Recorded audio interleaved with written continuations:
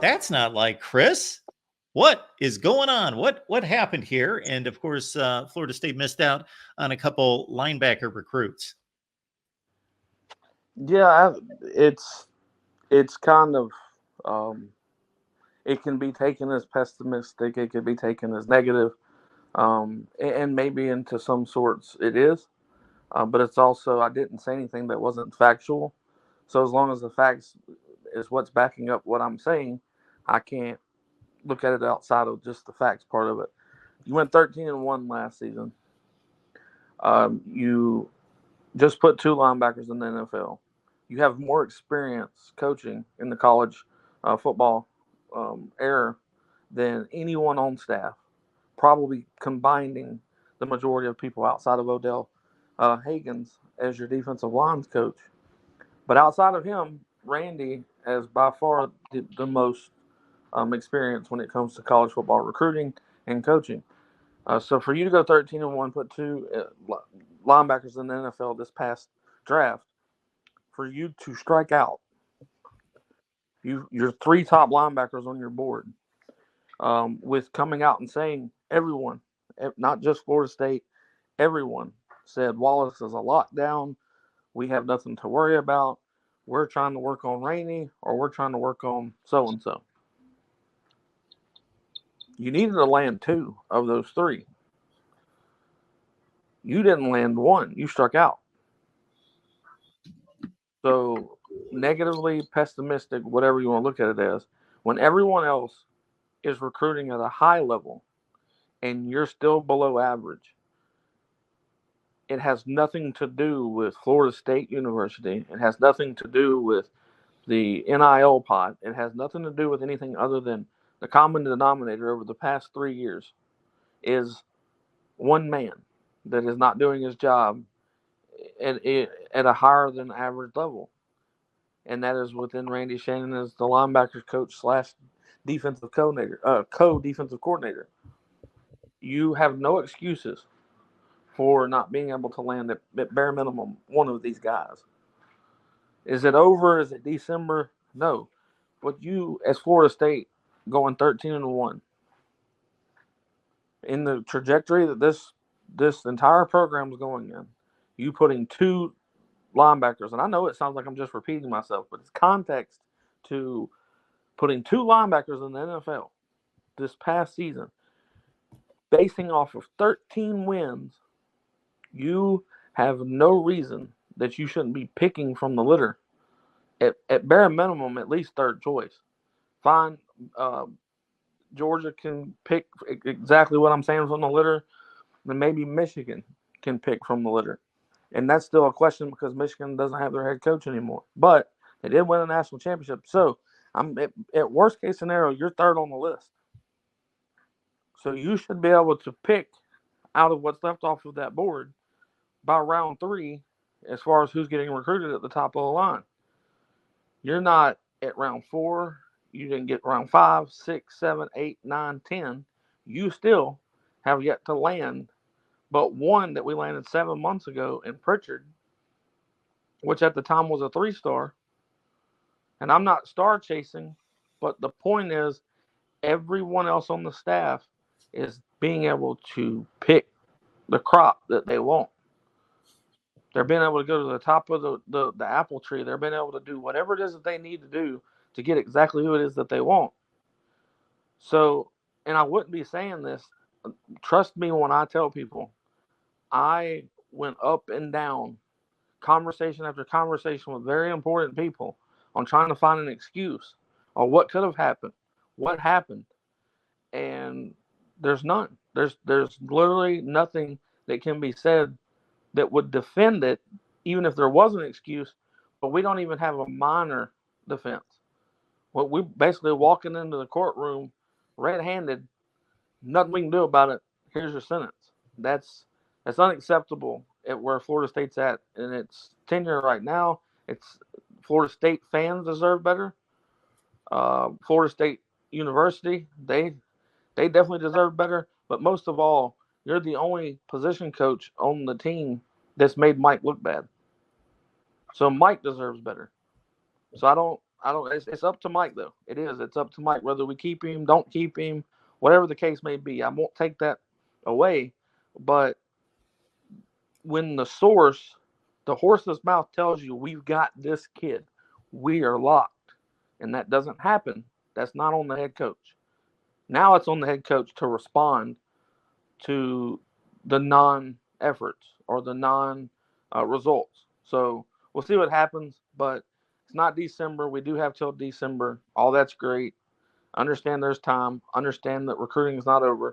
It's just the fact that they should be trying to flip linebackers from you, not you try to flip from this. You should be in a different situation. There's no doubt about it, man. Randy Shannon, I've been pretty critical of him going back all the way to 2022, but I was also critical of Chris Thompson that year. And then he turned different things around and went on an absolute run. I've trusted Norvell like implicitly, and I still do. So I knew he had a reason to keep that continuity together. He's brought on Ernie Sims as an analyst. Now analysts are able to coach on the field and do things like that. Randy Shannon has got it done coaching. But back in, circling back to 2022 and even 2023 for parts of it, my criticism was always like, you're not even offering some of these, like the majority of the top linebackers. It seems like he really has a type, which is fine, that kind of 6'1", 210, 220 guy. In previous classes, maybe some of the top linebackers didn't exactly fit that, so we just didn't even go after them. That was my major thing, like, why? We go get Sean Murphy and Cam Riley out of the portal. I really like that. And then you go into this class, and like Chris said, like every source you talk to, it was Florida State. Whether you talk to Florida, Alabama, or Arkansas, all the different people, he was just penciled in. He was Florida State. Zadrius Rainey Sale, another guy, just happened to be penciled into Florida State the past month, or a little bit less. That's what we've really been hearing, and it had been between us and Washington. But that's his board. Pritchett's locked on, but the kind of top three guys you were after this cycle was Nix, less so lately, but Zadrius Rainey Sale and Tavion Wallace. And to miss, Chris also hit on it. Like, you could make excuses. Well, maybe some crazy bag got dropped and the battle's end doesn't play that game, or maybe this, maybe it was a hustle, whatever the case may be. That doesn't matter. Like, that's just part of the job. That can get you off the hook for one guy or two guys. But when 2 or 3 of the top 4 targets on your board, you miss them within 2 days and you're caught by surprise. Like, yeah, I do agree that it kind of makes Mike look bad. Like, here's the thing. Everybody else, every other decision he's made that's confused me, or I just didn't understand it. Why do you keep this guy? Why do you do that? It's came up gold. Like, it's worked out.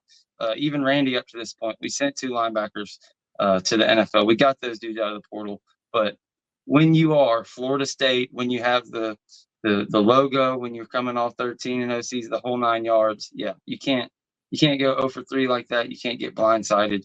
There's just, what could we do if we had those top linebackers? Blake Nicholson and the coaching up he did, getting those guys to come back for their senior years, got him some grace. But yeah, it is what it is at this point. We'll see. Not the end of the world.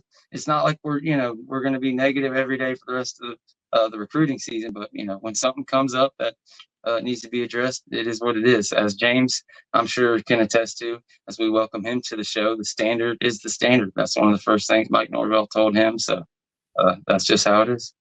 Big game. Good to see you. What do you think?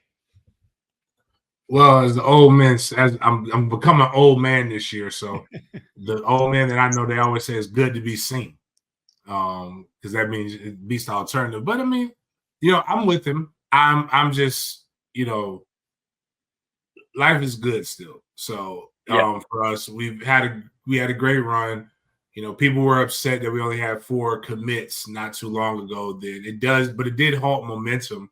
You still have one of the best blue chip ratios, and you still have a board where there's a lot of guys, even though there is some, not controversy, some murkiness on Pratt Surtain's board where it seems like he can do no wrong. But there's a couple guys that, one guy in particular in the state of Florida, that he's going to be in a battle with Ole Miss and Mississippi State with. But outside of that, the momentum has been pretty good. But Randy can coach. He can flat out coach him up.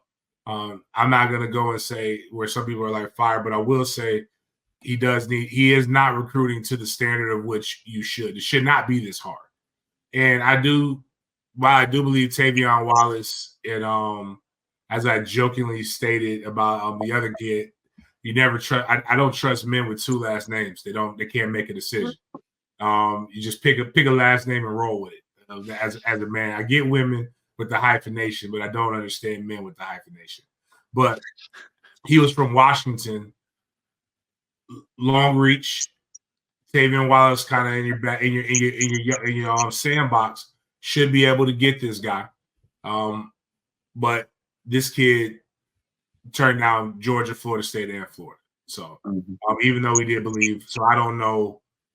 I can assume, but good for the kid. But Randy does need to reshake up the board, and he should have been able to get 1 to 2 of these guys. And that just comes from getting bad intel. You also lost out on Nix, who went to Miami, good linebacker from IMG. He's got to be able to get something. I mean, and I know people aren't going to be happy with 3 stars, but he's going to have to do some evaluation and go find a kid that can come down and fill. And like I said, there's Arnold. That's the Ohio State commit, but I don't have much faith in flipping that. And then there's a couple other guys that they're potentially in, but I understand the outrage from the fan base, and rightfully so when it comes to this, because we all felt the message boards, everything told us, but those guys get their information they have inside sources as well, and everything was trending toward us having a commit almost every day leading up to the end of the month. So, hey, back to the drawing board. Hey, James, before we move on to the next round here, we want to make sure we highlight what's important and let folks know what initiatives you have going on to help some other people right now. I have my 5th annual book bag drive, and I appreciate, Mark, you've always been so supportive of it through the years. It'll be my pin tweet again, probably later this evening. But the goal is to get 4,000 book bags, Jacksonville, Tallahassee, Orlando, and Atlanta area. We will be doing food distributions in Orlando, Jacksonville, Tallahassee, as well as my annual football camp. One will be at Tallahassee at Florida A&M's campus. The other one will be at Edward Waters University in Jacksonville with the Parent Symposium. So we'll be teaching parents and coaches some good life skills on how to coach up their kids, also how to better prepare their kids to become that next top prospect. So if you really want to look at it, $36 funds the entire week. $36 funds a kid for the entire weekend. Book bag for the 9 weeks worth of school supplies, a week's worth of food, and it helps the football camp go as well. So if time, talent, and treasure, whether you want to give some money, whether you want to help get kids to the camp, or you want to volunteer, those are the things that we're looking for. It's a huge undertaking. I think we got to raise about $87,000 by the end of the month, basically, which we'll get to it. We always do. Awesome. Great stuff there. So again, James will have that pinned, and you will see that on my social media as well. I encourage everyone, and I never I want to say this in a way that's appropriate, because I don't want to say it in a certain way that's speaking about anything that I do, but I just want to say it in this way. I never promote anything in a charitable way that I don't contribute to myself, that I don't have the belief in, and don't show the value in myself to promote it to all of you and suggest and recommend to all of you to contribute as well. So we will all do this together. So please check out James' social media. And if you need to rewind what we just said, so you get all the particulars, please do that. I believe that's mftkfoundation.com. Is that correct, James? You can get information from there as well, or jamescoleman.givesback.com. Either way, it's there you go. 4,000 book bags, right? That's going to be awesome.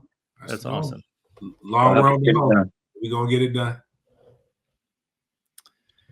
Chris, hopefully you're still with us. We appreciate you being here. Chris is running a zillion miles a minute, doing all that he does, covering Florida State.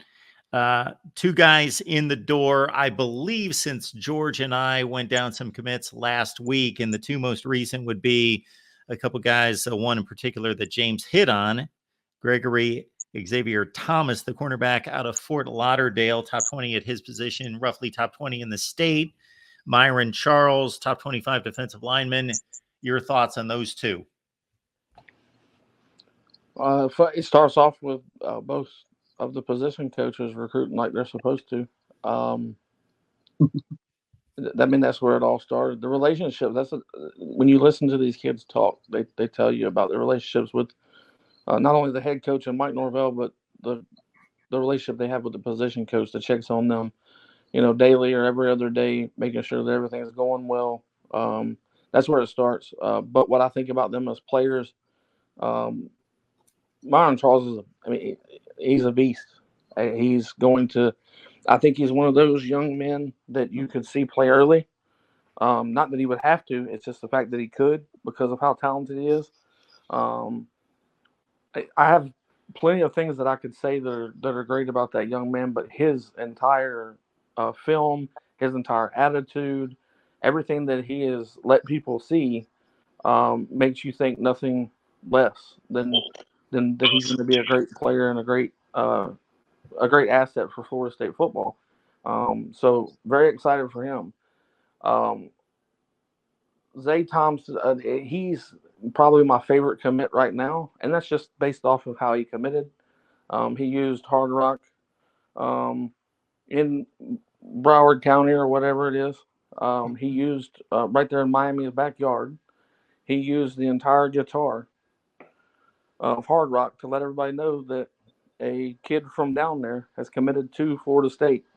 And that was probably one of the greatest timing, one of the greatest ceremonies.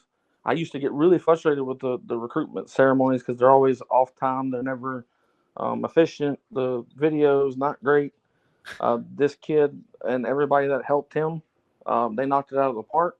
And it's just great to see that Florida State is basically playing a flag right there in Broward County. That you can't get any better than that. There's no bigger troll. There's no bigger statement than what was made under his recruitment and commitment.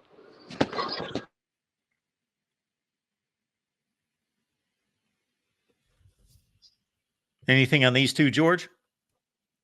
My mic was muted. I was sitting there going off on him. But no, yeah, Gregory Xavier Thomas, Zay as they call him, an absolute beast out of American Heritage, where Patrick Surtain's from. He's got that size that you like to see out of a safety. Could possibly play corner. They're going to line him up, try him all over the place. But big get. I love the whole thing at Hard Rock Stadium. He's actually he is Seminole Indian. He's part of the tribe, so I believe he's going to be the second Seminole Indian to actually be able to play on the team. I believe we had a walk-on before in history, but as far as like a scholarship guy to come in, he's one of the very first on that. So that's really awesome. Really, really cool. And just kind of like a prototype if you're going to spit out a Patrick Surtain guy. Of course, for that connection to Byron Lewis over there at American Heritage, we'll see what he does down the road. The other one we're talking about right now being Myron Charles is the huge. It's kind of the opposite of with Randy Shannon. Not so much anybody in this room, but Odell Hagens, takes some criticism from a certain part of the fan base. So he really just came through in spades and just kind of to grab win. And then Myron Charles, huge. Two top defensive linemen.